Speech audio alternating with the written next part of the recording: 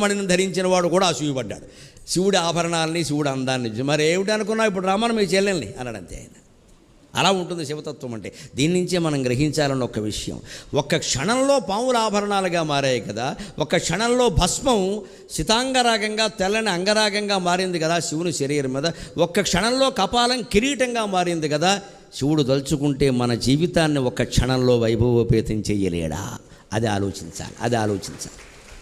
దాన్ని ధూర్జుడు చెబుతాడు చాలా ధైర్యంగా. శివస్మరణ చేయండి. ఎంతసేపు వచ్చిన వాడిని కూర్చోబెట్టి కష్టాలన్నీ చెబుతారు. ఏడుపు మోహం వేసుకుని ఎందుకు వచ్చిన గొడవ ఎవడికి చెప్పకండి, పరమేశ్వరుడికి చెప్పండి, ఇంకెవడికి చెప్పకండి. చెబితే ఏం జరుగుతుందయ్యా కష్టాలు? పరమేశ్వరుడికి చెబితే పవి పుష్పంబగు అగ్ని మంసగు అకూపారంబు భూమిస్థలంబవు శత్రుండతి మిత్రుడవు విషము దివ్యాకారమౌను ఎన్నగా అవనీ మండలి లోపలన్ శివేత్యభాషణోల్లాసికిన్ శివ నీనామము సర్వవశ్యకరమౌ శ్రీ